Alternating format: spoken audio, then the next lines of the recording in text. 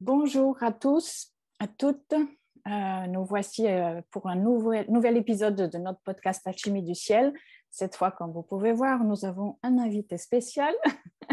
Salut Thomas, bienvenue parmi nous. Salut, merci de me recevoir parmi vous dans l'Alchimie du ciel. Et ben, aujourd'hui, en fait, on va faire on va survoler un petit peu l'année 2024, regarder comme ça certains points importants de ce que les astres nous proposent pour 2024.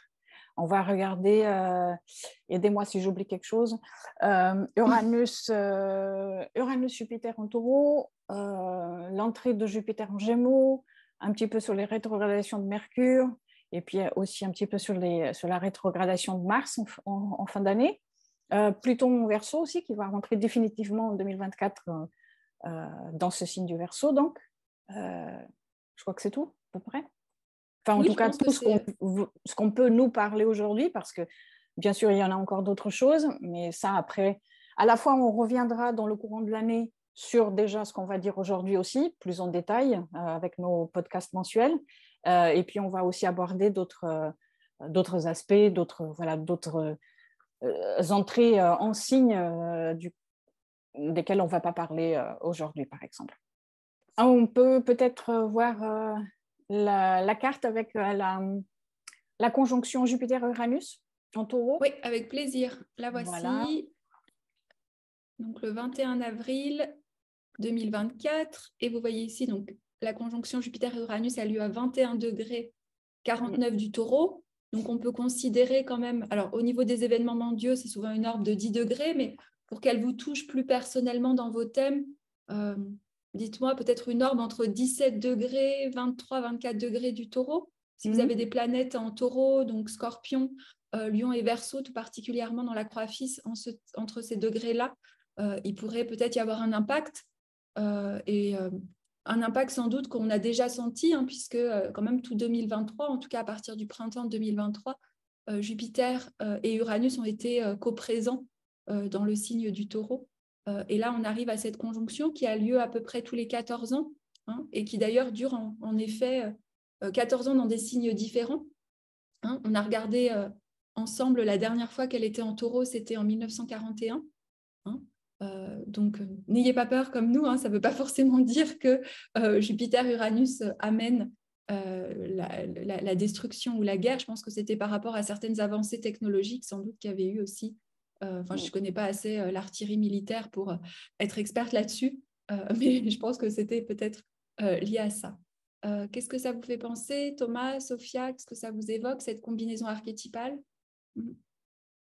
En tout cas, c'est sûr que c'est l'aspect fort de l'année 2024. Ça fait un moment qu'on a Uranus en taureau. On en avait parlé parce qu'on avait fait une vidéo avec Sophia, non, avec toi, Caro, je me souviens plus, sur Uranus en taureau. Et Jupiter, depuis l'an dernier, vient amplifier un peu sa présence. Donc, je ne sais pas, archétypalement, est-ce que c'est Prométhée avec Zeus, le roi des dieux? Donc, c'est un cocktail, en tout cas, qui est assez fort, qui est assez transcendant et qui est lié à qui, moi, me fait penser comment dire, à la technique, au don, en quelque sorte, au don technique, au don prométhéen qui est apporté aux hommes, à la façon dont les hommes se saisissent de cette technique et du don prométhéen et du possible enchaînement, puisque Prométhée, une fois qu'il a donné son don aux hommes, il est enchaîné au rocher. Et puis, il y a un moment où Zeus vient discuter avec lui, quoi. Et donc, en gros, quand Zeus discute avec lui, c'est soit tu restes enchaîné à ton rocher, soit on te libère, mais à une condition, c'est que tu fasses alliance avec le féminin.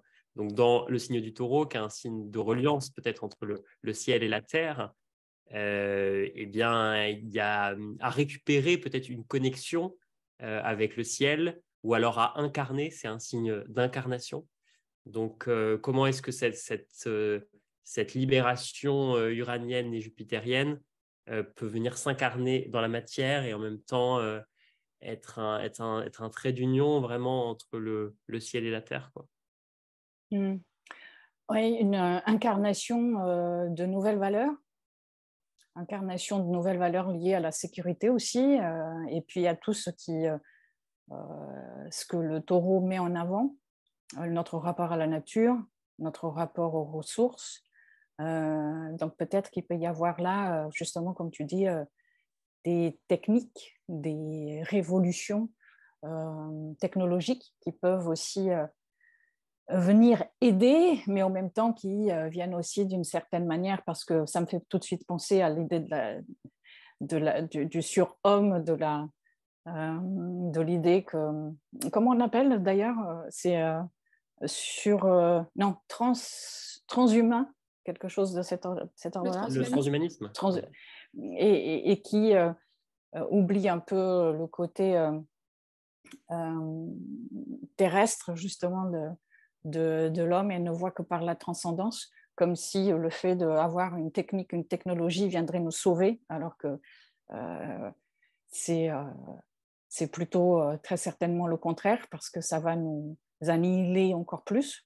Donc je pense qu'il y a ici une sorte un jeu. Ça me fait, vous savez à quoi ça me fait penser? Ça me fait penser à l'apprenti sorcier, un petit peu aussi, à cette idée qu'on peut peut-être tout révolutionner, tout changer, devenir meilleur grâce à la technique, à la technologie, et on oublie tout le reste. Moi, c'est à ça, surtout, que ça me fait penser, cet aspect-là. À la fois avec ses bons et ses aussi mauvais côtés. Hein.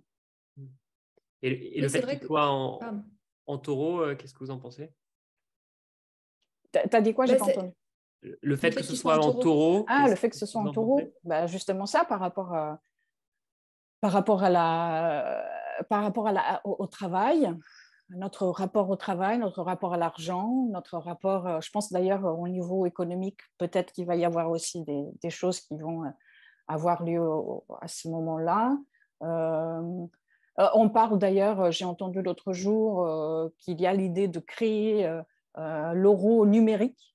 Il n'y aura plus de monnaie, ou en tout cas c'est l'idée que la monnaie devrait disparaître dans les années à venir. Donc peut-être que là c'est le début de quelque chose en lien avec ça. Moi, ça me fait penser beaucoup à notre rapport au vivant, à notre rapport à ce qui est cyclique, à ce qui est organique. Hein. Il y a cette idée aussi, quand Uranus est associé à Ouranos, le ciel étoilé dans la mythologie, hein, ou quand Gaïa est fatiguée, qu'il le féconde sans cesse. Hein. Il y a cette idée aussi de comment justement le progrès féconde la Terre. Et avec Jupiter, il y a cette envie peut-être de la renouveler, d'amplifier, mais ça peut être, comme tu le dis, deux choses. Est-ce qu'on tire trop sur la corde parce qu'on a tellement des avancées technologiques, une vision du monde, une envie de faire progresser les choses? Jupiter, il amplifie tout, il a ce côté très royal, il veut magnifier tout.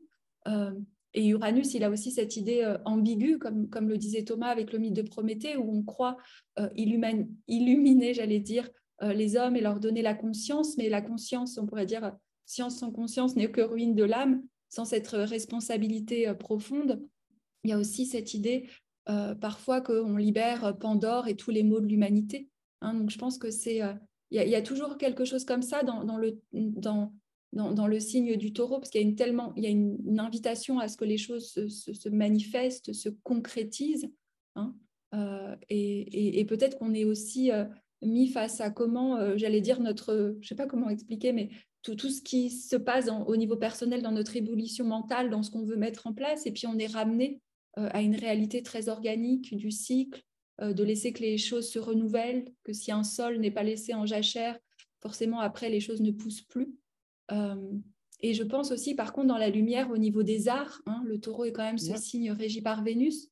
Donc je pense que ce sera aussi intéressant de voir tout ce que fait Vénus cette année, hein, qui va pouvoir nous donner un indicateur de là où justement peut-être qu'on saisira Uranus-Jupiter dans les formes qui sont créées au niveau artistique, dans les mouvements peut-être même révolutionnaires, hein, qui vont révolutionnaires. Alors est-ce que c'est justement aussi avec, on sait que Pluton est en Verseau, Uranus-Jupiter, tout ce qui est en lien avec la technique, est-ce que la technique va prendre le dessus sur des arts qui étaient liés à la matière, liés au plastique, liés à la peinture, hein, la digitalisation de l'art, on pourrait dire aussi comme ça. Mais je pense que ça va être intéressant, hein, de regarder vraiment aussi les transits de Vénus, peut-être pour ce qu'on fera au fil des mois, pour comprendre peut-être l'impact au niveau artistique. Je sais qu'Uranus-Jupiter, c'est une signature dans les thèmes souvent d'artistes qui ont amené des œuvres qui ont révolutionné, dans les moments aussi où il y a eu des genres musicaux qui se sont imposés. Quand il y a Neptune dans l'équation, il y a aussi tout le lien à l'imaginaire. Donc je pense qu'au niveau d'une révolution vénusienne, aussi, on pourrait le lire comme ça, cet aspect. Et est-ce qu'il n'y a pas aussi quelque chose en lien, peut-être à un niveau plus personnel, je ne sais pas si vous êtes d'accord, aussi avec tout ce qu'on voit au niveau de comment on pense aussi l'amour, comment on pense, j'allais dire, les relations, l'attachement, enfin, vous savez, on voit beaucoup de choses au niveau quand même psychologique sur les modes d'attachement, enfin, beaucoup, comme les personnalités, comment on rentre en relation, comment trouver des espaces de liberté. Jupiter, il amène aussi des grands mouvements aussi. Est-ce qu'il n'y a pas des choses à ce niveau-là aussi? Je ne sais pas, c'est des hypothèses. Je trouve ça intéressant de regarder le rapport à Vénus au moment de la conjonction. Il n'y a Oui. pas un aspect qui est très évident. Vénus est dans l'ombre un peu de la conjonction. C'est comme si elle était en maison 12 pour la conjonction. Donc, on ne peut pas dire que ce soit peut-être le moment le plus Elle est en porteur. exil. Elle est en exil en plus. Donc, moi, ça me Conjoint à fait Chiron. penser à ce... Et on peut aller conjoint, oui, à Chiron. Et donc, j'aime bien utiliser ces mots-là et me dire qu'est-ce qui est exilé dans le terme vénusien et qui a besoin peut-être d'être ramené ou d'être libéré. Ça me fait penser le signe du taureau et le passage entre le taureau et le gémeaux font penser aussi au labyrinthe et à ce mythe de la sortie du labyrinthe. Alors avec Uranus, est-ce que c'est une sortie qui est par écart, qui cherche à se rapprocher du Soleil au risque de se brûler les ailes? Et donc c'est tout ce rapport-là, je trouve, à la technique, à l'innovation, à la quête de conscience et de vision qui peut-être peut brûler. Et est-ce qu'il n'y a pas un autre chemin, hein, c'est le mythe vraiment le mythe du labyrinthe et un autre chemin qui serait un chemin qui est plus vénusien et c'est le chemin où l'on va au cœur du labyrinthe et grâce au fil d'Ariane qui est un archétype vénusien, on va retrouver ce qui était exilé au cœur du labyrinthe, vraiment dans la chair, quoi.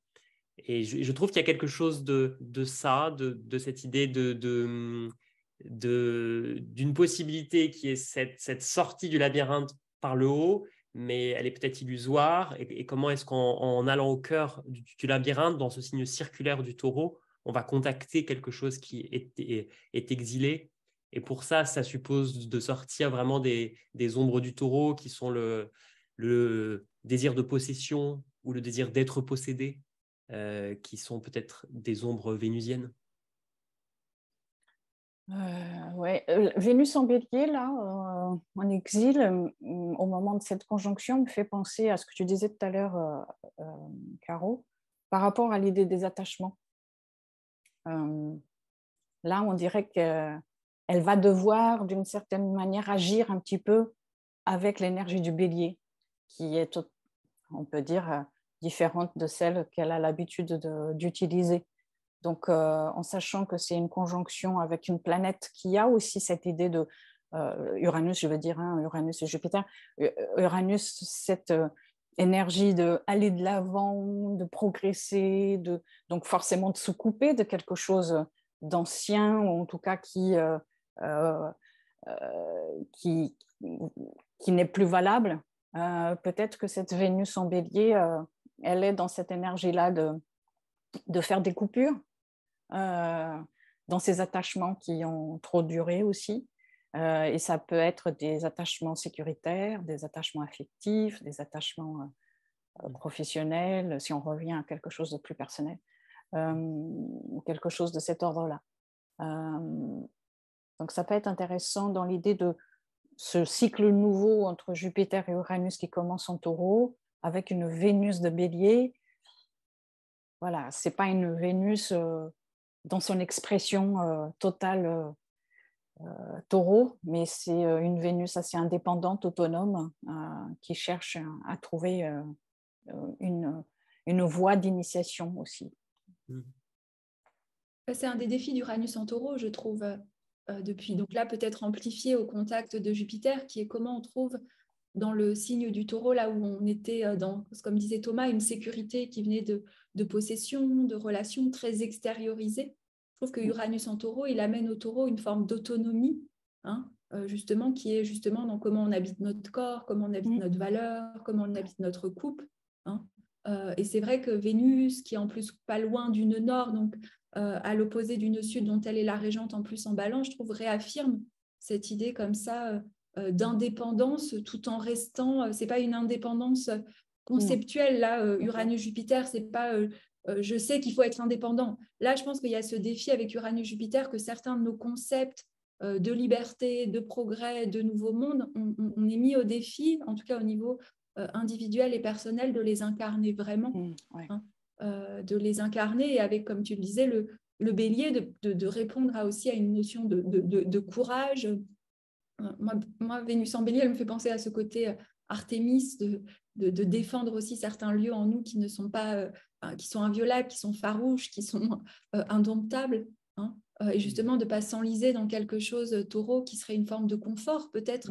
Aussi, cet Uranus-Jupiter en taureau va nous demander à tous de faire le bilan sur ce qui a été très confortable dans le monde moderne, et qu'est-ce qu'on en fait, hein, où est le vrai confort et où est la vraie sécurité, en fait, avec la vision du futur, parce qu'il y a aussi Jupiter-Uranus, il amplifie la vision de ce qui vient.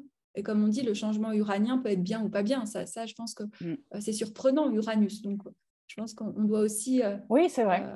Le côté on a cette idée qu'on peut être un peu surpris aussi, c'est-à-dire qu'on peut tourner autour du symbole, mais si vraiment on est dans Uranus, il y aura peut-être ce coup auquel on ne s'y attendait pas. Mais c'est vrai que c'est quelque chose juste à rappeler. Uranus, c'est aussi cette planète des surprises et des chocs aussi, donc de choses qui peuvent apparaître de nulle part. Et d'ailleurs, c'est intéressant parce que souvent, j'entends les astrologues parler de Uranus comme, en anglais, c'est « expect the unexpected », c'est-à-dire qu'on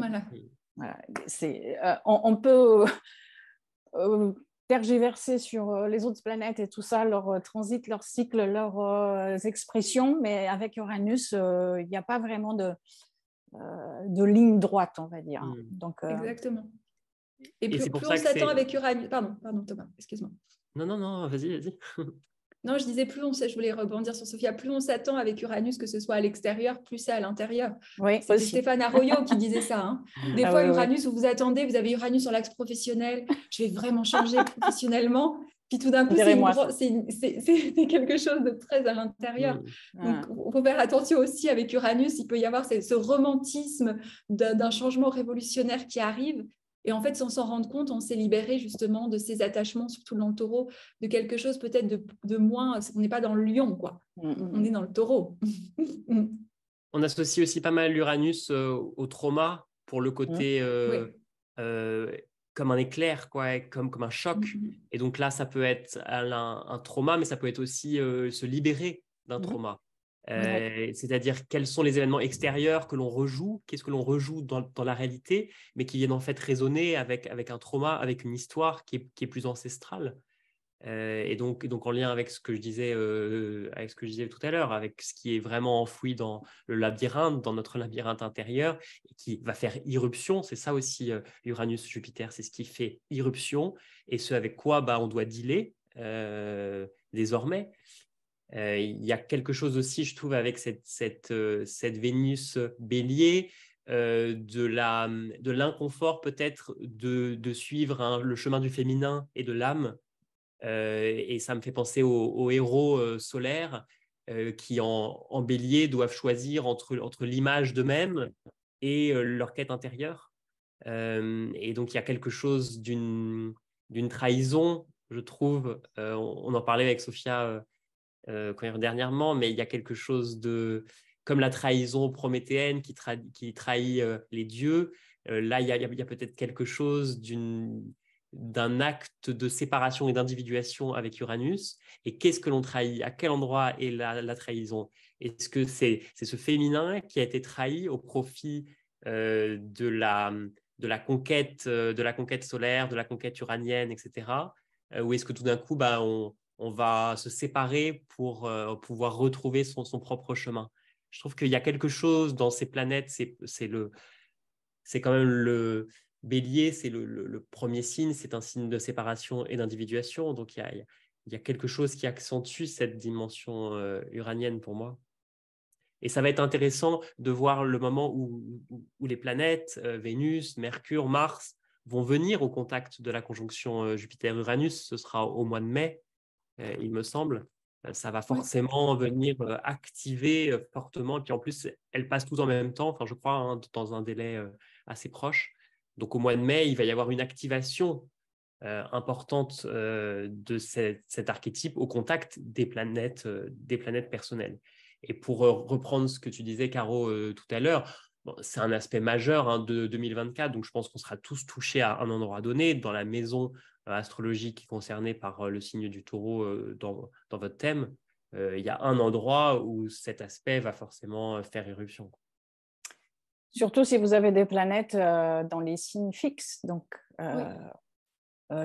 Taureau, Lion, Scorpion, Verseau, dans ces degrés-là que tu disais tout à l'heure, Caro. On passe donc à Pluton au Verseau, on continue donc dans les signes fixes. Et là, alors, Pluton au Verseau est en ce moment à la toute fin du Capricorne, et le 21 janvier, il entre en Verseau, et ce n'est pas encore fini. Parce que Pluton va encore ressortir, va encore revenir en Capricorne du 2 septembre au 19 novembre.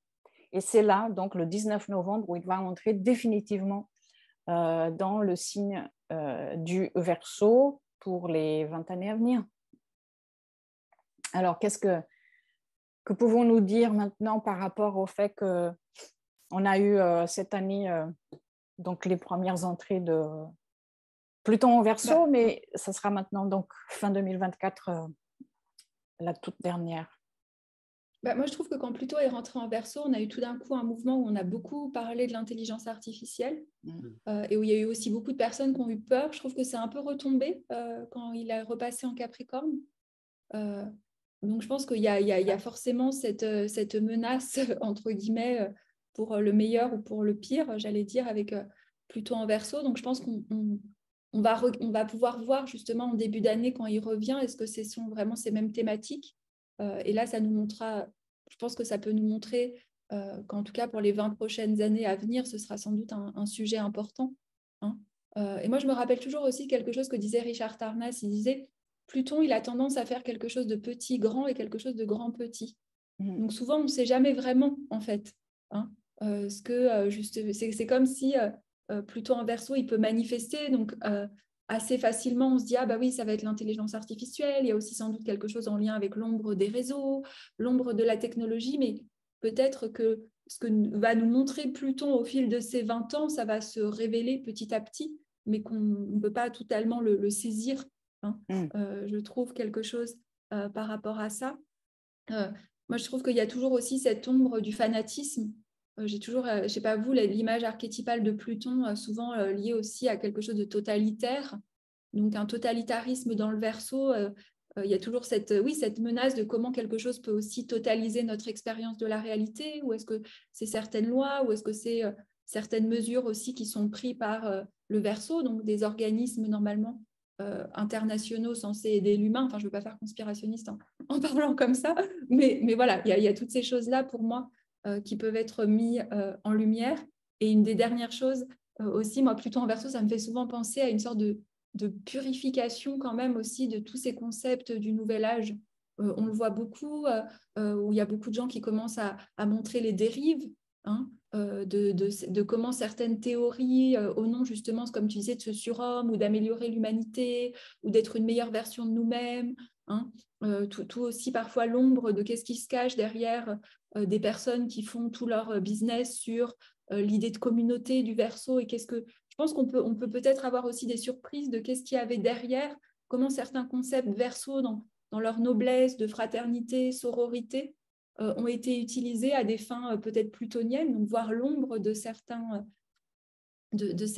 Et ça va permettre peut-être justement une renaissance, parce que Pluton, il montre ce qui est dans l'aube, c'est une renaissance. Seulement, il faut qu'on soit clair que ça va durer 20 ans. Donc, c'est pas là qu'on va tout voir et tout comprendre. Voilà, quelque chose comme ça. Oui. C'est un cycle qui est très long et Pluton, au fur et à mesure qu'il va avancer dans les signes, le temps qu'il va rester dans ces signes, il augmentera de plus en plus, en tout cas de notre vivant. Et donc, c'est vrai que oui, ça m'a fait penser ce que tu disais, en tout cas, l'une des ombres qui me vient tout de suite à chaque fois que je pense Pluton Verseau, c'est vraiment ce pouvoir qui peut être aussi, vous savez, dans les groupes et dirigé vers tout le monde en même temps sur les réseaux, à s'acharner sur une personne, sur quelque chose voilà, qu'on cherche à supprimer quelque part. Et donc, il y a cette idée-là, oui, ça c'est quelque chose que ce passage donc, de Pluton au Verseau pourra aussi accentuer, puisque forcément, Pluton au Verseau vient parler de tout ce qui a à voir avec le social. Donc, c'est vrai que les réseaux sociaux, forcément aussi, passeront aussi par des grands changements, très certainement, dans ces 20 ans. Ça va être quelque chose à la fin. Qu'est-ce que ça va être parce que c'est vrai que quand on a commencé... Quand est-ce que c'était c'est pas quand Pluton est entré en Capricorne, vers 2008-2010, qu'on a commencé à avoir Instagram, Facebook, tout ça. Je crois que c'était vers cette période. Moi, je ne suis pas spécialiste, mais il y a aussi tout le lien à la crypto-monnaie. Tout le lien à la crypto-monnaie, c'est Pluton en Capricorne, donc a été créé par cette personne dont on ne sait pas son nom. Voilà, il y a aussi la crise de 2008 financière. Oui. Mais je pense qu'il y a aussi quelque chose avec tout ce côté des... Enfin, voilà, il y a des gens qui astrologiquement arrivent mieux à corréler la crypto-monnaie que moi, parce que ce n'est pas du tout mon domaine. Mais je pense qu'il y a aussi des choses... comme tu le dis, par rapport à ça, aux réseaux sociaux, à tout ce qui est de l'ordre du digital, en fait. Oui, Jupiter-Uranus, juste pour dire, Jupiter-Uranus, d'ailleurs, aura très certainement des choses à dire aussi sur la crypto-monnaie. Oui.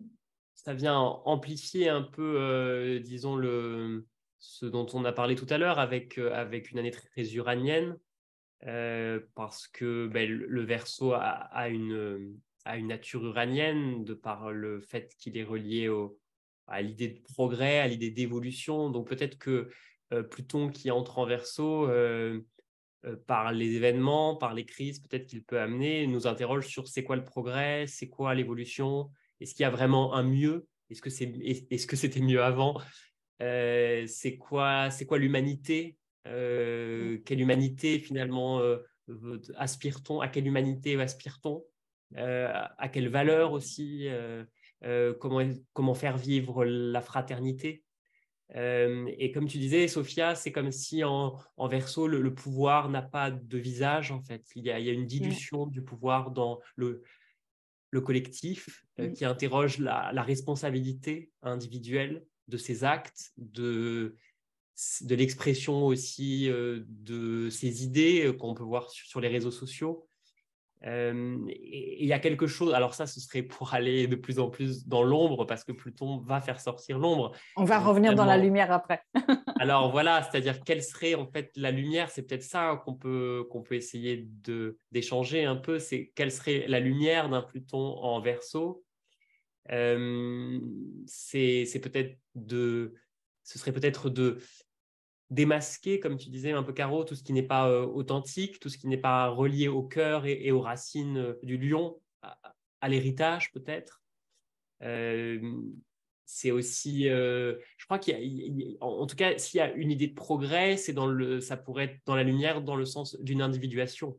Le Verseau, c'est quand même un signe d'individuation, donc c'est un signe où on se libère progressivement des carcans saturniens du surmoi au titre individuel ou du collectif pour aller vers une expression plus singulière de soi-même. Et donc, c'est un peu tout ce que cherche à faire le développement personnel dans l'ombre et dans la lumière, disons. Donc, comment est-ce que tout ça va évoluer pour faire de nous des nouveaux hommes, des nouveaux humains transformer dans 20 ans? Oui, nouvelle femme. Et quelle Oui. sera cette transformation, quoi? Avec toujours le risque du concept du nouvel homme qui a été utilisé par le fascisme, mais donc on est aussi dans Pluton en Verseau. Nietzsche. Brio-La Rochelle, Nietzsche, tout ça. Moi, tu sais aussi à quoi ça me fait penser dans la lumière? Alors peut-être que je suis trop optimiste, mais je me dis Pluton en Verseau, est-ce qu'il n'y a pas aussi le bilan que certaines institutions internationales qui étaient censées sauvegarder la paix et faire que l'horreur ne se reproduise plus, et on voit bien les limites actuellement, puisque finalement, il y a eu des choses qui... Est-ce qu'il n'y a pas aussi la possibilité, une fois qu'on a vu encore ça, d'installer vraiment une table ronde, justement, parce qu'on l'a purifié de ses ombres, parce que chacun peut vraiment être souverain, que c'est pas une fausse table ronde où, en fait, si on a plus d'argent, on a quand même plus de pouvoir, quelque chose comme ça. Est-ce qu'à la fin de ce transit, où c'est trop utopiste mon truc, de dire qu'il y aura peut-être aussi, je pense, je ne sais pas. Oui, je pense qu'il y a cette idée quand même d'évolution des institutions en Verseau, après le Capricorne. Et puis, évolution des consciences aussi, on espère. Je suis un peu optimiste, là. Oui. C'est l'idéalisme, en tout cas, très Verseau, ça, cette idée. J'ai Jupiter-Uranus en Sagittaire, voilà. Oui, c'est pour ça. On peut porter, en tout cas, avec un Pluton Verseau, on peut porter un espoir et un idéalisme. Ça fait partie quand même de cette combinaison. Ben, en termes personnels, qu'est-ce qu'on peut dire? On peut dire que Pluton va rester 20 ans dans un secteur ou plusieurs secteurs de votre thème, ça dépend quel système de domification de votre thème vous utilisez. Mais en tout cas, voilà, c'est énorme. Donc, ça veut dire qu'il y a là une recherche de singularité, c'est-à-dire aller faire une force de vos différences. Ça veut dire aussi qu'on peut peut-être être amené à contacter des groupes ou alors aller rencontrer des personnes qui ont une façon de penser, d'exprimer leur créativité, qui nous parlent et qui peuvent nous aider à nous aussi à l'exprimer, ou alors c'est nous qui allons aider les autres aussi. Il y a aussi ce côté dont tu parlais tout à l'heure, Thomas, le côté la fraternité aussi, l'idée d'égalité aussi, puisque le Verseau cherche aussi d'une certaine manière, en tout cas, au départ, à ramener certaines choses dans une certaine justesse aussi. Et donc, il y a quelque chose de cet ordre-là hein, dans les thèmes personnels. Qu'est-ce que vous pourrez ajouter? Oui, non, si. Puis il y a une forme d'empuissancement aussi dans ce secteur lié au Verseau, qui est la promesse quand même de Pluton, de renaître à quelque chose, d'accepter de la transformation aussi. On sait quelque chose avec Pluton, que plus on résiste, plus c'est difficile. Donc, il y a aussi d'accepter que, surtout dans un signe fixe, hein, et surtout, ça va toucher la croix fixe, donc c'est d'accepter que tout est changement et tout est impermanence. Hein. Je pense que c'est pour ça qu'il y a un carré entre l'axe Taureau-Scorpion aussi au Verseau. Donc, c'est peut-être accepter aussi l'inconfortable pour que ça devienne plus fluide, quelque chose comme ça, de voir là aussi où nos carcans mentaux du Verseau, où on était vite allé dans des ismes et des concepts doivent être transformés, justement pour, comme tu le disais, Thomas, trouver, s'individualiser, oser être quelque chose, oser assumer. Je pense qu'on n'en a pas parlé, mais Pluton en Verseau, c'est aussi redonner le pouvoir à tous les groupes communautaires qui n'ont pas forcément la majorité, et qui vont revendiquer certaines différences, qu'elles soient liées à leur région, liées à leur genre, liées à leur expression sexuelle. Enfin, je pense qu'il y a aussi tout ce côté très androgyne du Verseau hein, qui va reprendre et où les gens qui n'avaient pas une voix forcément, tout d'un coup, sans puissance aussi, et peuvent avoir une voix. Donc, je pense qu'au niveau individuel, c'est aussi toutes les parties de nous-mêmes qu'on trouvait trop bizarres, trop weird, trop dérangées. Hein. Peut-être que Pluton nous donne la force tout simplement de les faire exister et de ne pas les reléguer constamment dans l'ombre, sinon elles nous agissent. Quelque chose comme ça. Et puis le contraire de ça aussi? Parce que voilà. il y aura là, aussi... tu me demandais la lumière. Moi, je dis la lumière. Oui, enfin... je rigole. Exact. Non, mais c'est ça. Mais c'est vrai qu'après, il va y avoir aussi forcément ce côté plutonien qui va vouloir détruire ça aussi, cette capacité à être soi, à s'affirmer. Oui, c'est parce que Le mariage des opposés, bonjour. Pluton, ça peut être aussi l'envahisseur, l'ennemi qui vient détruire les belles valeurs qui ont été construites. Bon, C'est un peu la toxine, quoi. mais si on prend au niveau individuel, moi, ce que je voulais rajouter, c'est que Pluton, c'est souvent lié à quelque chose qui fait peur, enfin, ou qui angoisse.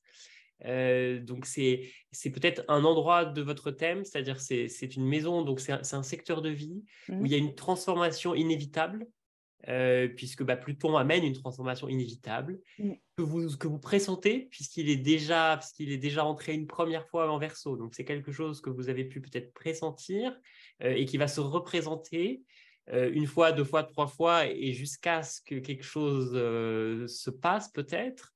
Et le signe de ça, c'est peut-être cette peur ou cette étrangeté, c'est l'étranger qui cherche à rentrer dans ce secteur de vie. Et donc, comment est-ce que finalement suivre le destin, enfin suivre le chemin, c'est accepter de faire l'alliance avec cette part d'étrangeté, quoi. Oui, il y a aussi, tu sais, l'angoisse du Verseau, ça me fait penser aussi à toutes les personnes qui sont angoissées par les changements justement liés à l'incertitude du monde. Je pense que c'est aussi, c'est ce que quand je disais aussi, Pluton fait de quelque chose de petit grand, c'est Pluton, il est le roi. Tout d'un coup, on a une pensée, justement, on se dit, oh là là, mais c'est la fin de je sais pas quoi, et ça va prendre toute la place. Donc, je pense que quelque chose aussi, le langage de Pluton, quand il se glisse en nous, il fait quelque chose qui prend toute la place et on a l'impression qu'on ne peut plus remonter à la surface et respirer. Hein.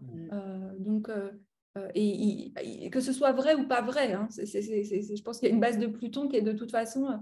C'est même pas quelque chose de la véracité ou d'essayer de nous démontrer par des arguments. Hein.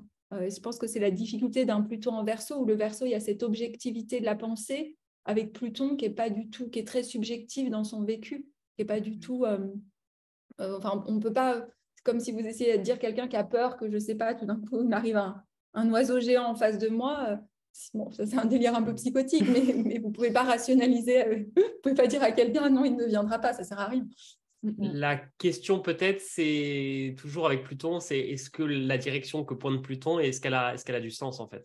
C'est-à-dire que, et même au niveau collectif en fait, est-ce qu'il y a un progrès, est-ce qu'il y a un sens, est-ce qu'il y a une avancée possible en fait? Ou est-ce que c'est juste de la destruction? Est-ce que c'est juste un boomerang finalement de ce que l'humanité a construit et qu'elle se prend en pleine face? Ça peut être une solution. C'est les ombres. Hein. Ouais, Ou est-ce qu'il y a un sens caché? Enfin, ça revient un peu à l'idée de très philosophique et à laquelle on ne répondra pas aujourd'hui, mais est-ce qu'il y a un sens à l'histoire, quoi? Et donc, est-ce qu'il y a quand il y a une destinée et est-ce qu'à travers les événements historiques, quelque chose se réalise, quoi? Oui, c'est ce questionnement-là et puis en même temps, c'est vraiment cette mise en face aussi de ce qu'on a construit et comment on peut avancer maintenant, sachant qu'il ne faut pas oublier que ce Pluton en Verseau, il va se mettre en face du Pluton de toute la génération qui est née avec Pluton en Lion. Et on sait... fameux. Mais oui. Ceux qui détiennent le patrimoine. Les fameux rock'n'roll. Oui. Et donc voilà, tout ça, on voit bien que c'est l'autre côté de la médaille. On voit bien que c'est aussi maintenant, maintenant il va falloir faire avec ce qui a déjà été fait et comment est-ce qu'on avance avec ça. Mais pour dire l'idée que, alors surtout là pour les personnes, donc, comme on disait, c'est long ce cycle, donc c'est important de penser que 2024, c'est uniquement, en tout cas de manière plus forte, pour les personnes qui ont vraiment des planètes personnelles au tout début du Verseau et des autres signes fixes. Donc, on va dire carrément une orbe de 3 degrés, je ne dirais pas plus avec Pluton, parce que c'est tellement lent, entre 0 et 3, donc des signes fixes, toujours, on y revient, comme on disait déjà tout à l'heure. Donc, Taureau, Lion, Scorpion, Verseau, qui seront les plus touchés par cet aspect, par cette entrée définitive de Pluton en Verseau. Est-ce qu'on veut rajouter quelque chose ou on passe? Non, je pense que pour moi, c'est bon, Thomas. C'est bon.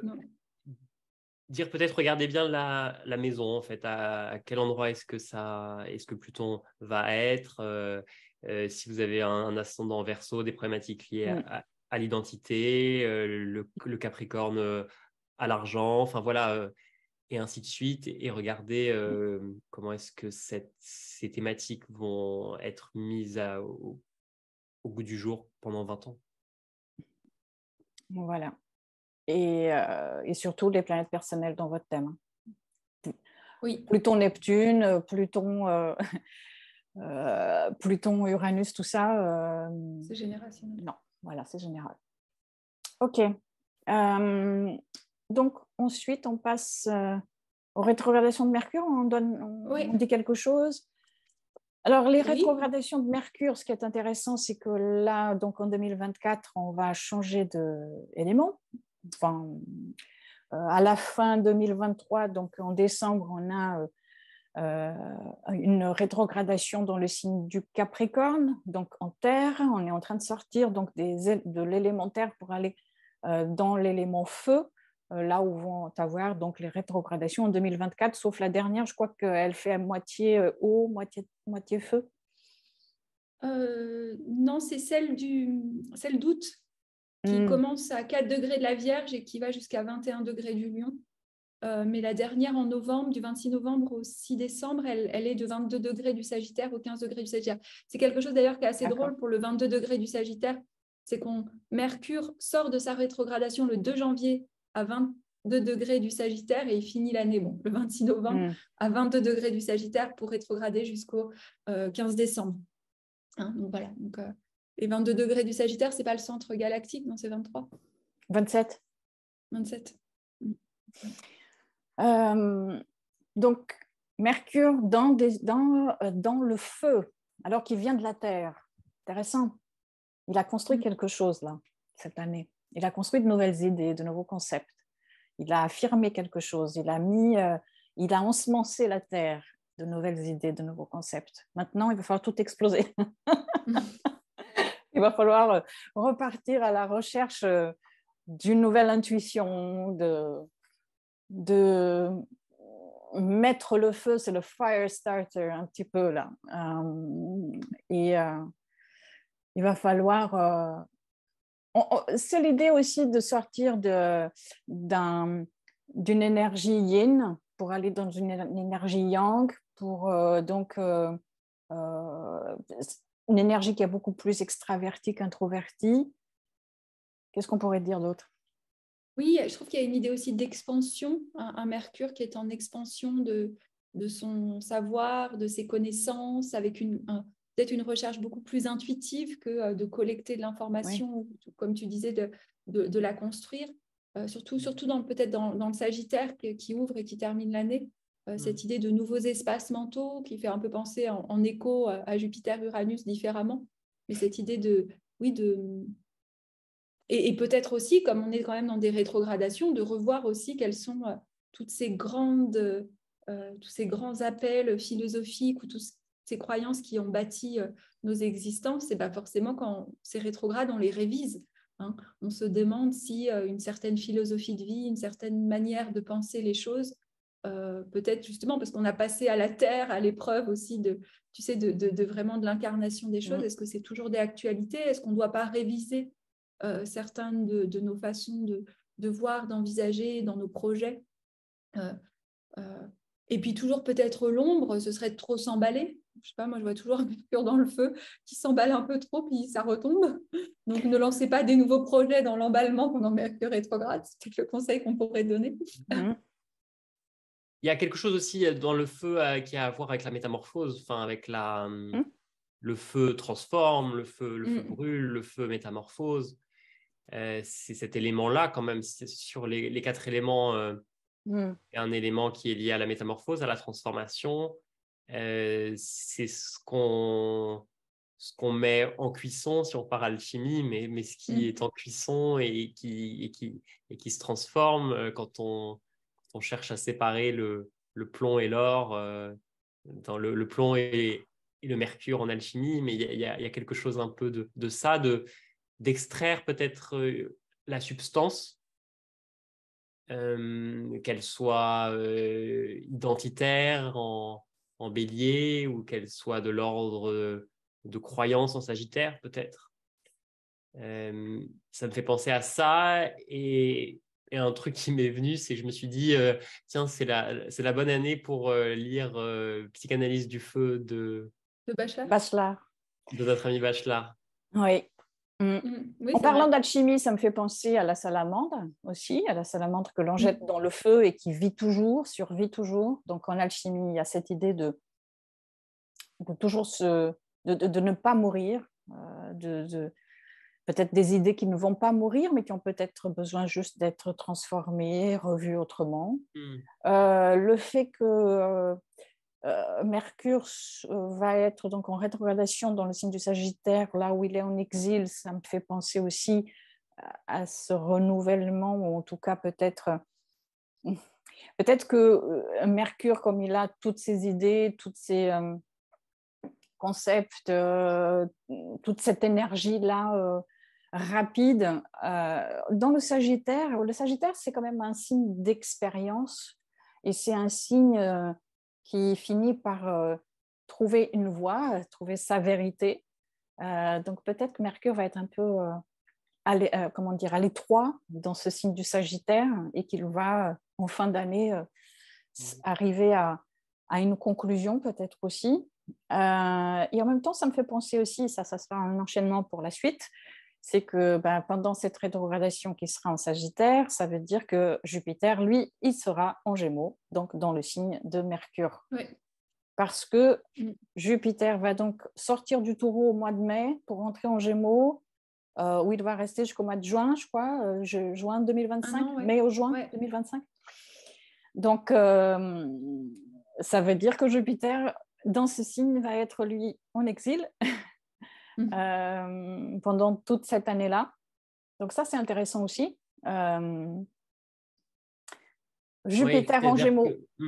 C'est-à-dire que qu'est-ce qu'il y a de jupitérien et qui est exilé en fait en nous, ou qui va s'exiler cette année pour que justement Mercure remette peut-être de la nouveauté, ou en tout cas Mercure par rapport à Jupiter, il vient questionner, il vient challenger, là où Jupiter donne des réponses, Mercure il questionne. Donc le fait d'avoir Jupiter exilé, qu'est-ce que ça veut dire aussi?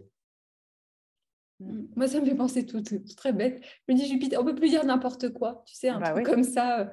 Jupiter en Gémeaux, même je pense à tout ce qu'on a dit aussi sur les réseaux, il y a peut-être aussi cette réflexion de est-ce que la parole est très, je sais pas, souvent très volatile, souvent pas basée sur des vrais concepts, où les concepts n'ont pas été étudiés, où les sources ne sont pas citées. Est-ce qu'il n'y a pas aussi cette révision, ou est-ce qu'il n'y a pas en plus, on sait que Saturne reste en Poisson, et je trouve qu'il donne le besoin justement de structurer, de revenir à l'essence de certaines choses, de certains concepts. Je ne sais pas. Ça m'a fait penser aussi à un truc très bête, la rétrogradation de Mercure en signe de feu en Sagittaire. Moi qui regardais les prix des billets d'avion pour la France, ça a doublé. Ça me fait penser aussi très concrètement, je me dis pour voyager, là c'est... alors je ne sais pas si c'est les Jeux Olympiques en France en 2024, mais c'est 1 000 € de plus que l'année dernière. Quand je dis... donc cette inflation aussi de certains billets où on se dit, non mais c'est pas possible en fait. Oui, ce que tu dis là, c'est hyper important parce que ça me fait penser en tout cas à l'idée de tout ce qui est derrière aussi ces voyages, parce qu'on sait, Jupiter, l'étranger, Mercure, la rapidité, le mouvement, donc on va allier les deux. Donc l'idée aussi, on sait que le monde du tourisme est aussi en recherche de très certainement une nouvelle façon comment on pourrait dire ça, une nouvelle façon de se présenter au monde, parce qu'il y a aussi beaucoup de choses derrière qui viennent, cette idée que voyager à l'autre bout du monde aujourd'hui n'est plus vraiment quelque chose, ou en tout cas le faire plusieurs fois dans l'année, n'est plus quelque chose qui est très en accord avec ce qui se passe au niveau climatique et tout ça. Donc, oui, tous ces questionnements-là, je pense que Jupiter en Mercure, de manière très concrète, il y a à la fois, on sait tout ce qui a à voir avec l'éducation aussi, qui va très certainement être mise en avant, mais il y a peut-être aussi ce contexte touristique, les voyages, et puis peut-être apporter aux personnes une nouvelle façon de voir tout ça. Et donc, c'est peut-être là aussi le côté éducation en dehors de l'éducation formelle, hein, mais plutôt une nouvelle façon de comprendre les choses et de ne pas les voir comme quelque chose qui serait une frustration saturnienne. D'ailleurs, je pense qu'à un moment donné, il va bien avoir un carré, non, entre Jupiter et Saturne, puisque Jupiter va être en Gémeaux et Saturne sera toujours en Poisson. Donc, il va y avoir un moment où la sobriété et l'humilité de Saturne vont être un peu en lutte. Le 19 août 2024. Voilà, en plein été. Voilà. En plein été, oui. En plein été. Donc, il y a là ce moment où, très certainement, le côté expansif de Jupiter va devoir un petit peu revoir sa copie, quoi. Et en pleine rétrogradation de Mercure. En Lion, non. Ouais, c'est ça.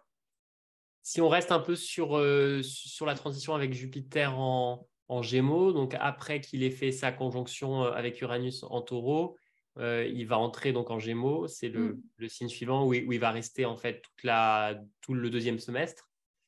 Et je trouve que Jupiter en Gémeaux, ça vient accentuer vraiment l'idée de groupes de groupes sociaux qui viennent soutenir aussi l'action, parce qu'on a parlé tout à l'heure beaucoup de ces idées de groupes sociaux, du fait aussi d'appartenir à une communauté, etc.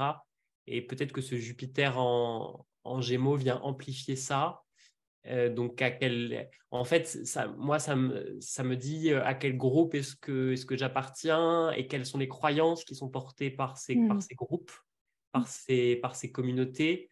Et derrière, est-ce que c'est au service de quoi ça c'est? Est-ce que c'est au service juste d'une inflation, d'une combustion avec tout ce feu? Donc, c'est-à-dire que le groupe attise le feu. Ou est-ce que le groupe permet que le feu en soi vive, donc que l'esprit en soi vive? Ça me fait penser aussi à ça, tous ces signes de feu, tous ces Mercure en feu. Mercure en bélier, c'est le verbe et l'action. Donc, il y a quelque chose aussi de l'esprit en mouvement. Et ça me fait penser vraiment à l'esprit qui est souvent associé au souffle de l'air ou au feu, aux buissons ardents, aux langues de feu qui descendent sur les apôtres dans l'imagerie chrétienne. Et je trouve que là, il y a quelque chose si je reviens à mon idée de groupe, au service de quoi est-ce que ces groupes sont? Est-ce que c'est au service juste d'une inflation, d'une combustion qui attise la colère et la violence? Ou est-ce que c'est au service de l'action de l'esprit en soi, quoi? Oui, et puis en plus, quand Jupiter rentre en Gémeaux, le 3 juin, il fait un trigone à Pluton, le jour du quasimi de Vénus Soleil en Gémeaux. Donc ça, je trouve que ça renforce ce que tu dis. Et si je termine juste avec mon idée des apôtres, c'est les langues de feu qui sont données aux apôtres à la Pentecôte et qui permet qu'ils parlent toutes les langues. Et il y a quelque chose avec Jupiter en Gémeaux, je trouve, de ça, des échanges dans des langues étrangères, des échanges qui dépassent la barrière de la langue. Il y a quelque chose de la langue universelle, je trouve, en Gémeaux, ou avec Vénus. On va tous parler espéranto. Ouais, en tout cas, ça peut être une image, ou avec Vénus dans le casimir de solaire, au cœur du soleil, c'est quelle fraternité aussi, quel lien en Gémeaux, quel lien à l'autre, par-delà la barrière de la langue. Alors, au niveau personnel, comment est-ce que vous voyez Jupiter en Gémeaux? Comment est-ce qu'on peut Bah écoutez, avec un soleil en maison 1, enfin avec un ascendant Gémeaux et un soleil en Gémeaux, je ne sais pas ce qui va m'arriver, mais peut-être une Moi, inflation. voilà, non, moi je verrais dans l'ombre, je Ouais. verrais trop s'éparpiller, amplifier l'éparpillement, justement, que d'essayer trop que les choses fassent sens ou d'essayer rapidement de tirer des conclusions. Et dans la lumière, peut-être là où on a le Gémeaux dans notre thème, je ne sais pas, nous inviter à resignifier certaines expériences, à comprendre les choses différemment, à adopter un autre point de vue, là où on pouvait avoir une forme de vérité fermée, d'ouvrir certaines choses. Mais je ne sais pas, je verrais comme ça. Et peut-être aussi l'envie, oui, d'apprendre, même si je sais que Jupiter, ce n'est pas le Sagittaire, mais Jupiter en Gémeaux, aussi oser aller diversifier vos apprentissages et tester des choses, mettre, je ne sais pas, voilà, à des nouvelles langues grâce aux nouvelles plateformes technologiques, peut-être pas Duolingo, mais d'autres choses. Il paraît qu'il y a des trucs mieux maintenant. Mais moi, je vois ma fille toute seule, elle apprend je ne sais pas combien de langues à cause de ce truc. Jouer aussi. Il y a quelque chose avec le Gémeaux qui est de l'ordre du jeu, donc ça peut être apprendre en s'amusant, mais aussi quelle part est-ce qu'on laisse avec ce Jupiter Gémeaux à la légèreté, au jeu, au côté peut-être qui est peut-être plus frivole, moins sérieux. Je me dis qu'un Jupiter Gémeaux, c'est moins sérieux quand même qu'un Jupiter Taureau, quoi. Il est moins orienté vers une action définie, vers un but. On sort de la fixité aussi pour entrer dans un signe immutable. Ouais, ça me fait penser à Jupiter Gémeaux, ça me fait penser raconter ses histoires, raconter ses expériences, mais ça peut vouloir dire aussi embobiner, se raconter à soi-même des histoires aussi sur certaines choses.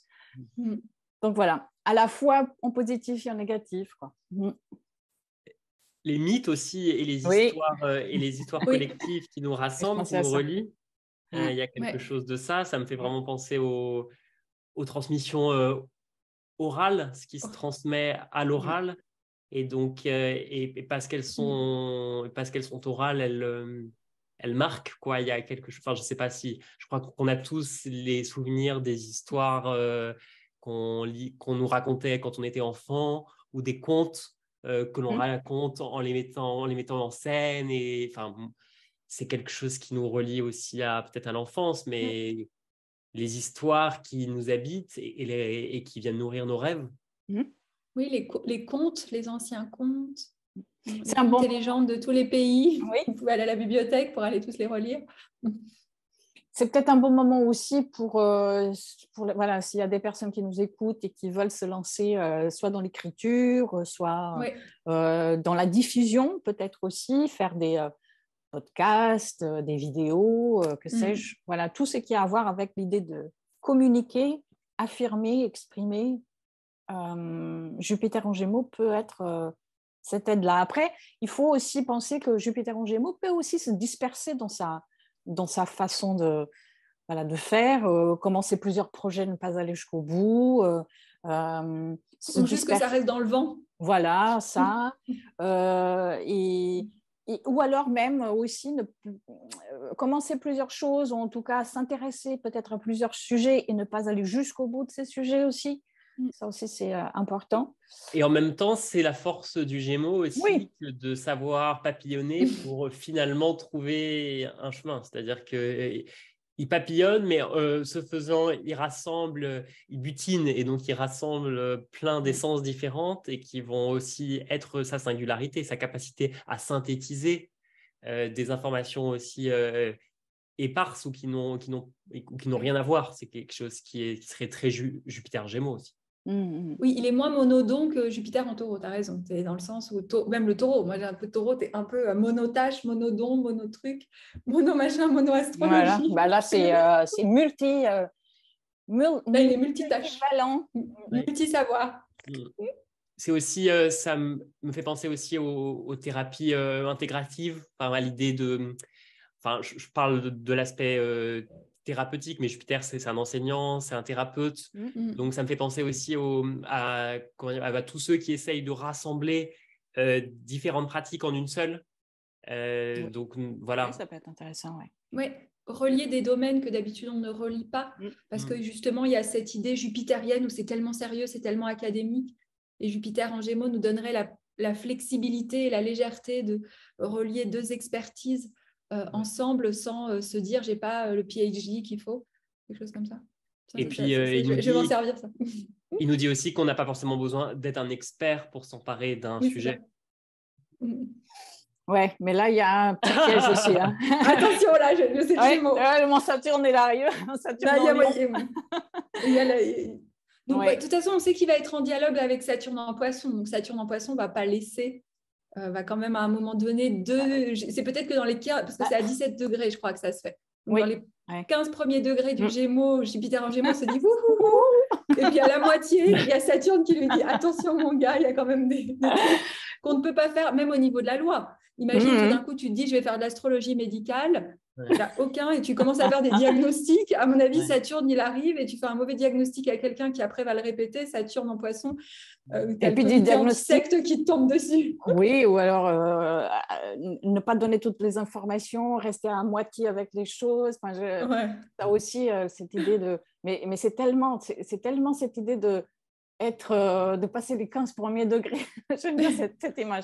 Passer les 15 premiers degrés en se disant ouais, tout va bien et c'est exactement ça. Et puis c'est cette voie-là. Hein, c'est aussi ça aussi. Hein, Jupiter va prendre un sujet et puis...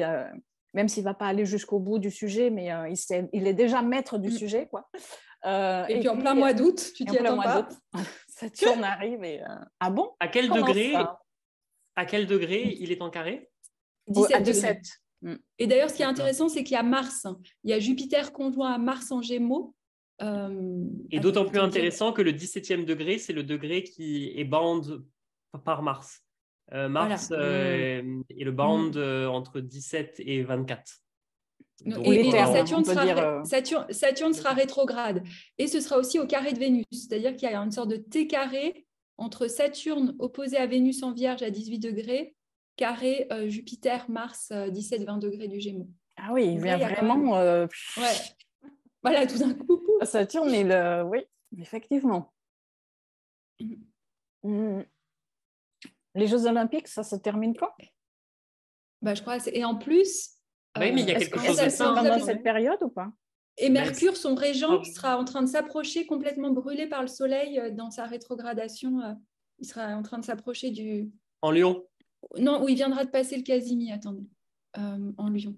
En Lion, donc il y a quelque chose vraiment de ce côté solaire qui est exalté. Oui, mais Mercure est brûlé. Mercure est brûlé. Oui. Voilà. Bien comme ça, tu dis. Ouais. Donc il y a un truc... Oui, quelques... c'est le 19 août, c'est quelques heures avant, il y aura eu le Casimir, en fait, quelques heures avant. Donc, c'est la même journée.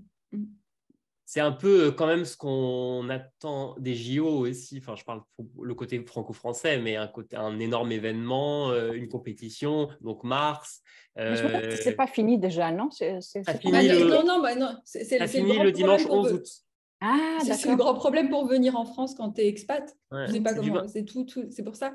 C'est du 26 août au 11 août, mais après, il y a les JO paralympiques, je pense. Oui, du 26 juillet, oui.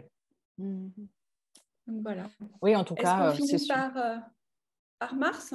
Et donc voilà, Mars rétrograde à la fin de l'année. Du 7 décembre 2024, oui, donc 7 décembre 2024 à 6 degrés du Lion. Et jusqu'au 24 février 2025 à 17 degrés du Cancer. Donc, il sera vraiment rétrograde dans les premiers degrés du Lion et surtout quand même une grande partie du Cancer. Hein, parce que souvent, vous voyez Mars rétrograde en Lion. Donc, et forcément, dans sa rétrogradation, ça veut dire aussi sans doute qu'il fait pas mal d'opposition à Pluton. Ça va être sympathique. Pardon. Ah oui. C'est sorti tout seul. Oui, je sais, oui. Et puis Mars en Cancer, il est en chute, donc Non, il n'aime pas trop. Il n'aime pas trop, hein, il est dans l'eau, donc c'est la rencontre entre le principe martien de séparation et l'eau du Cancer. Donc ce sont deux opposés. Donc qu'est-ce que ça veut dire pour un Mars qui a été en Lion? dans un signe yang de feu, donc qui est plutôt, où il est plutôt bien. L'idée de rétrograder et de revenir en cancer, là où il est en chute. C'est vraiment, il est enflammé. Il est comme ça, dans une voie unique, et il est prêt à initier quelque chose et à montrer sa fougue et tout ce qui brûle en lui d'envie et de désir. Et puis, il faut qu'il rentre dans l'eau du cancer. Et tout ça, ça va en fait Oui, il y a quelques... réveiller son imagination plutôt l'action concrète. Mhm. Oui, puis un On peut Mars en cancer, il aussi... défend beaucoup son territoire aussi. Il y a aussi dans l'ombre Ouais. cette défense très protectionniste, très repliement sur soi. Bon, c'est aussi une épée qui touche un peu dans l'eau. Après, dans la lumière, je trouve que c'est un Mars qui apprend aussi la vulnérabilité et qui est dans le domaine lunaire. Donc, il est obligé de se réconcilier avec le principe lunaire contre lequel, comme tu disais, Thomas, dans le bélier, il veut s'individuer et des fois, il veut trancher et des fois, il renie. On sait aussi qu'il y a quand même dans notre société quelque chose de l'ordre du cancer au sens archétypal de respecter ce qui nous nourrit et ce qui nous donne, qui a été souvent violenté. Donc, est-ce qu'il n'y a pas aussi cette réflexion sur comment on a violenté notre monde émotionnel aussi et comment la société, au nom justement de ce délire des fois du héros solaire en lion qui s'est dit ma quête est tellement légitime que toutes les épées sont bonnes, quoi. Quelque chose comme ça. C'est aussi peut-être que le retour de Mars en cancer, c'est l'occasion de se relier à Artémis, on peut dire. Mars et le cancer, ça pourrait être Artémis, elle qui était en charge de l'initiation des jeunes garçons et des jeunes filles, donc initier aussi le côté qui est plus innocent, on pourrait dire, ou le protéger aussi, c'est protéger l'innocence. Et Artémis, je crois qu'elle était, on l'associait aussi à l'ours. Et il y a quelque chose dans le Mars en cancer, des parties de nous qui sont mal léchées, qui sont encore indomptées, qui sont encore un peu sauvages, mais d'une sauvagerie, une sauvagerie maternelle, une sauvagerie qui serait encore inconsciente. Donc, moi, ça me fait penser à un Mars qui est en lion, et le lion, parce que c'est un signe d'affirmation, peut révéler aussi des ombres. Où voilà, on peut mettre en lumière des ombres, et donc revenir en cancer, c'est aussi se réapproprier des parts de soi qui sont mal léchées, qui sont indomptées, qui doivent être apprivoisées peut-être, qui doivent être intégrées à la personnalité et au moi. Et il y aura peut-être à faire à cet endroit-là une séparation ou une distinction entre le moi et l'informe. Enfin, il y a quelque chose, je trouve, autour de ça. Oui, ça me fait penser à revenir, en tout cas à venir accueillir les besoins de l'âme et de laisser un peu de côté les désirs de l'ego. Oui, ça me faisait penser à ça. Ouais. Parce que le cancer, c'est aussi cet autre signe de naissance, quoi. Comme le bélier, on parlait, hein, c'est le signe d'initiation, on va mettre la graine dans la terre, mais on est véritablement en cancer lorsque on aura traversé les 4 éléments et on est à ce moment-là empli de toutes ces 4 énergies en nous. Donc peut-être qu'il y a quelque chose de cet ordre-là.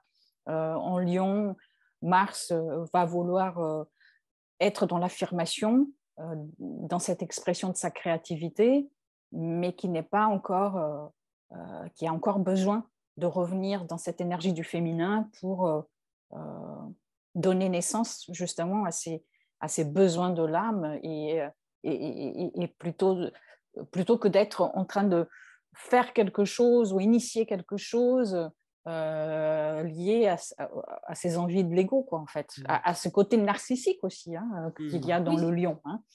Bien sûr, il y a un autre côté avec Pluton. Oui, voilà, surtout, parce que là, c'est vraiment ce passage-là il va falloir qu'il affronte ses ombres. Là, il va y avoir un miroir. Et c'est aussi l'endroit, tu parlais de la deuxième naissance, mais c'est l'endroit de la mer symbolique, le cancer, je trouve. Donc, c'est-à-dire qu'en taureau, on est plutôt dans la mer nourricière, qui est un support, voilà, c'est la terre qui est un support, et en Cancer, c'est plus une mère symbolique. Donc, c'est comment est-ce qu'on intègre… C'est naître au sentiment, en fait, quelque Naître au part. sentiment, et c'est aussi comment est-ce qu'on incube, comment est-ce qu'on est en gestation, comment est-ce que justement ce principe d'affirmation et de séparation trouve le temps d'une rétrogradation, une gestation, une pause pour renaître, un peu comme Artémis aide sa mère à accoucher de Apollon. Donc comment est-ce que le principe lunaire aide le principe solaire à naître? Donc, ça veut dire que on sait que Mars, c'est l'énergie de l'action, c'est l'énergie de la volonté, de la motivation, c'est l'énergie de la séparation aussi, pour aller de l'avant, pour s'individualiser aussi. Comment est-ce qu'on pourrait voir ici? Ça veut dire qu'en Cancer, il y a cette énergie de défense, de protection. Oui, puis il y a aussi d'aller couper les attachements, peut-être, tu sais, du Cancer, qui justement, parce qu'après, il va repasser en Lion. Oui. Donc, peut-être, comme pour reprendre vos idées, on ne pouvait pas vraiment naître au Lion depuis la noblesse du cœur, qui est quand même la beauté du Lion, tant qu'on n'avait pas coupé aussi ce qui nous enlisait ou ce qui était de l'ordre de l'étouffement, plutôt que de la vraie mère symbolique qui nous nourrit et qui nous porte.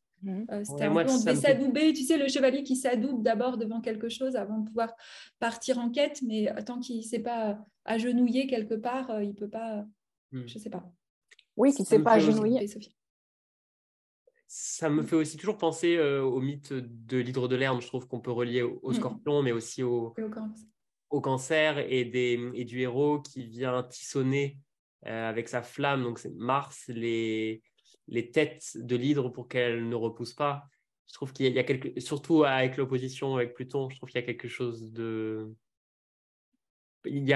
chose dans ce mythe où on nous dit que le monstre marin empêche à l'eau de circuler, à l'eau de la vie. Et donc en venant trancher ses têtes et les tissonner, il permet aussi que l'eau circule à nouveau. Donc je pense qu'il y aura un combat aussi qui se jouera dans un niveau plus inconscient, plus invisible. Oui, bien sûr. Vous voulez ajouter quelque chose? Non. Non, on peut peut-être finir en parlant rapidement des éclipses et des nœuds lunaires. Alors, j'imagine que vous y reviendrez au cours de cette année, mais on a déjà pas mal parlé aussi dans les autres épisodes. Dans les précédents, peut-être redire que les nœuds lunaires sont dans cet axe balance bélier, et que ce sont des leçons encore à travailler, de quelque chose qui nous sera resservi au moment des éclipses, aux équinoxes, au début du printemps et au début de l'automne. À quoi est-ce que ça vous a… Enfin, quels sont… Je sais pas, où est-ce que vous en êtes dans vos réflexions sur cet axe? Moi, je le vois beaucoup Pardon, vas-y. Non, vas-y. Je le vois beaucoup au niveau relationnel quand même, hein, de se libérer de tous ces schémas de l'ombre, de la balance, de faire plaisir, de dépendance, d'exister par l'autre, avec une affirmation du bélier qui nous demande à un moment donné d'aller vers l'inconnu et d'affirmer des choses qu'on n'affirmait pas autrement. Moi, je le vois assez simplement par rapport à ça. Oui, moi aussi. C'est l'axe relationnel, donc forcément, cela implique notre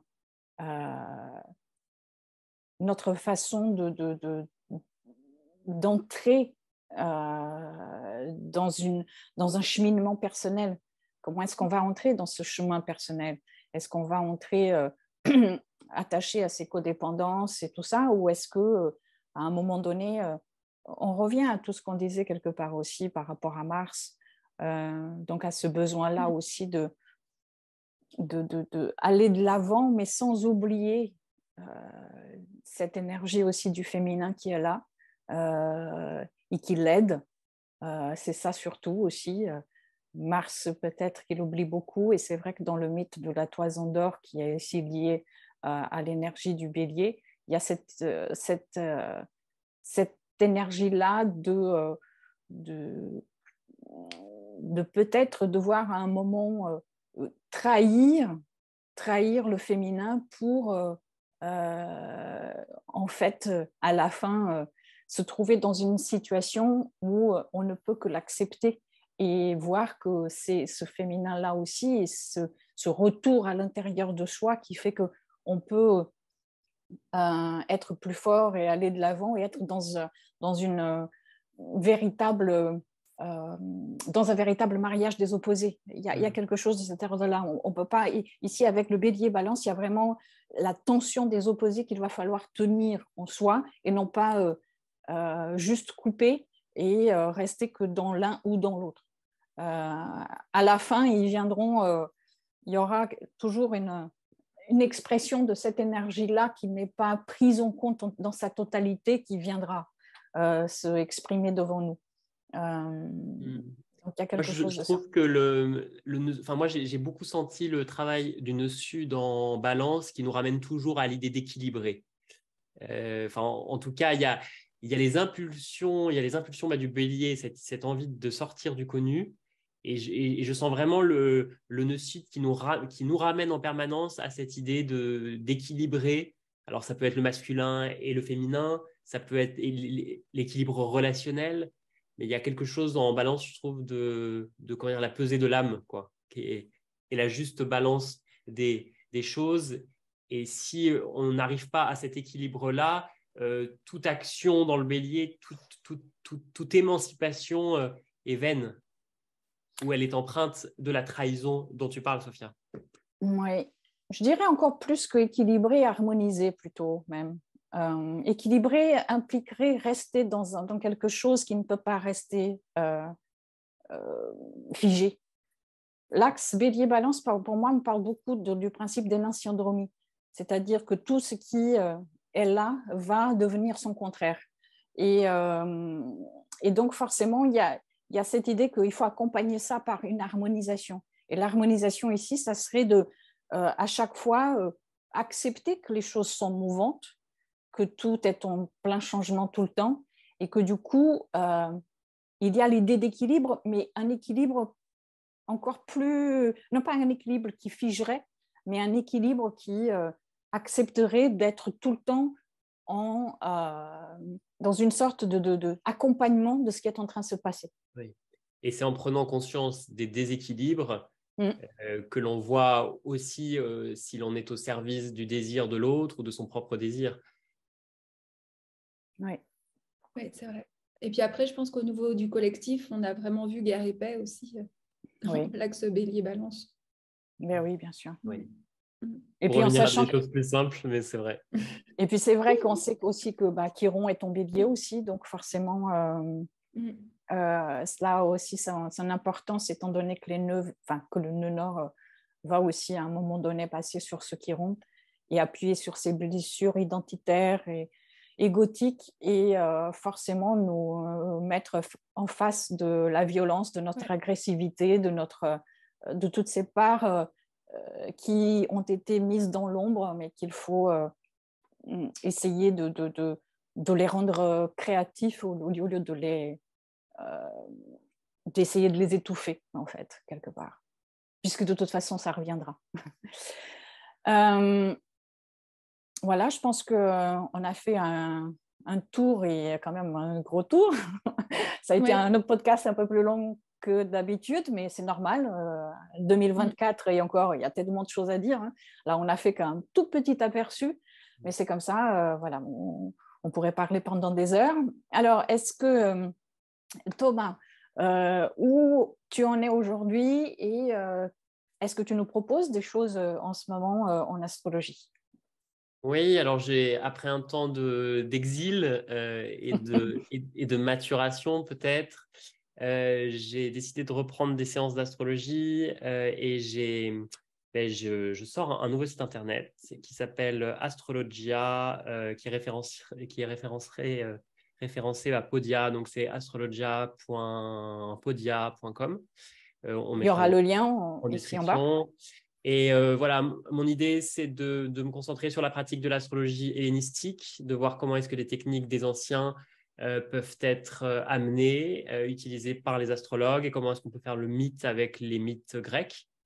Donc, c'est quelque chose que les Américains connaissent bien. Il y a toute une tradition américaine depuis les années 90 qui réveille cette tradition-là. Je sais qu'elle infuse aussi votre pratique, Sophia et Caroline.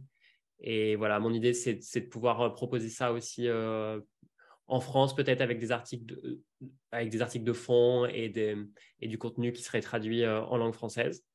Et puis, voilà, sur mon site, je propose des consultations, du mentorat et à terme de la formation aussi. Je vais sortir en début d'année prochaine une formation ambitieuse sur histoire et philosophie de l'astrologie hellénistique. Et donc, l'idée, c'est vraiment de revenir aux fondements et aux origines de l'astrologie depuis les premiers temps. Donc, ce sera très, très historique, très philosophique et en même temps, comment appréhender l'astrologie si on ne revient pas aux bases et aux racines. Voilà. Donc, c'est disponible sur mon site internet. Vous pouvez vous préinscrire pour ça et ça sortira quand je l'aurai fini. Donc, c'est un grand chantier. Voilà. Et oui, ça, c'est un gros chantier. Et toi, Caro? Moi, les consultations, donc en ce moment, j'ai en cours une formation d'1 an. Et je pense que, je ne sais pas si en mai ou en septembre, je relancerai, mais peut-être un peu différemment, c'est-à-dire vraiment qu'avec un tout petit groupe où on fera à la fois la théorie et la pratique, et sinon des modules accessibles à tous où il y aura juste la pratique, mais là sans le suivi personnalisé. Et pareil, et moi, c'est toujours une orientation archétypale, mais qui est aussi basée sur les techniques anciennes. Donc, c'est vraiment tisser des ponts entre l'ancien et le moderne, mais de plus en plus dans une approche archétypale et symbolique. Et comme Thomas, qui est encore, je dirais la même chose, un peu plus... Il y a une théorie plus grounded chez les anglo-saxons qu'en France, incarnée. Et c'est pour ça que je continue à me former en études jungiennes au Pérou, en Amérique latine, puisque j'ai trouvé... Voilà, j'ai fait 2 ans et j'ai re-signé pour 3 ans. Donc voilà. Parfait. Moi, pareil, les consultations. Et puis, parce que, par rapport à tout ce qu'on vient de dire dans ce podcast, surtout avec Jupiter en Gémeaux, et en sachant que j'ai ma lune en Gémeaux, et oui, je vais moi aussi lancer une formation l'année prochaine. Ouh, enfin, c'est vrai que j'ai eu plein de personnes qui me l'ont demandé à chaque fois, et à chaque fois, parce que ça demande beaucoup de travail, c'est ce que Thomas disait tout à l'heure, c'est vrai que ce n'est pas quelque chose qu'on va faire, voilà, comme ça du jour au lendemain. Donc, j'ai commencé, ça sera avec des modules, moi, je vais le faire de la même manière que j'ai fait avec le cours sur les maisons, si vous connaissez, il est déjà accessible sur mon site internet. Et là, je suis en train de faire le cours sur les signes et les planètes ensemble, mais par axe. Donc, ça sera en lien avec le mariage des opposés et la tension des opposés. Et donc, le premier sortira normalement en février. Ça sera sur l'axe Bélier-Balance avec Mars et Vénus. Et pareil, comme Caroline, moi, c'est aussi l'astrologie archétypale avec des bases aussi hellénistiques, médiévales aussi, et voilà, et moderne aussi. Donc, forcément, on est aussi dans cette mouvance. Sinon, consultation comme d'habitude, et bien sûr, mon Substack, qui est vraiment le lieu où tous les mois, avec un groupe de personnes qui sont abonnées donc à mon cercle astrologique, reçoivent des articles plus profonds, plus détaillés. Et donc, voilà, tout ça, que ce soit mes coordonnées, celles de Thomas ou celles de Caroline, sont ici en bas. Et puis ton guide aussi, Sophia, non? Oui, le guide. Alors, le guide astrologique qui sortira le 1er janvier, comme tous les ans aussi. Voilà, merci. qu'on recommande. Merci. Et merci de m'avoir proposé de m'avoir permis de venir vous rejoindre aussi sur cet épisode. Je suis content de pouvoir repartager avec vous et voilà, et de voir comment est-ce que vous avez aussi porté Alchimie du ciel pendant plus d'1 an et comment est-ce que ça a peut-être évolué, ça vous a peut-être aussi fait évoluer. Voilà, je suis heureux de. Oui, parce que c'est toi qui nous as mis en contact. Oui. C'est ça aussi qui est drôle. C'est Thomas qui nous a mis en contact toutes les deux parce que nous, on se connaissait de loin. Je pense que c'est ça. Hein. Et donc, après, on a tissé ce lien qu'on a continué. Tu as fait ton travail de Mercure. Hein. De Gémeaux, de Gémeaux et de Mercure. Tu es venu faire la connexion. Et puis, oui, on est très heureuse, en tout cas, on est très heureuse de t'avoir eu aujourd'hui pour ce podcast et puis peut-être à l'avenir d'autres. Voilà. Merci à vous et n'oubliez pas, parce que j'oublie souvent, n'oubliez pas de nous mettre un petit like si vous avez aimé cette vidéo parce que ça nous aide à grandir aussi, de partager si vous avez des choses, des commentaires, des questions. Et puis, on vous dit au mois prochain. Merci. À bientôt. Au revoir. Au revoir.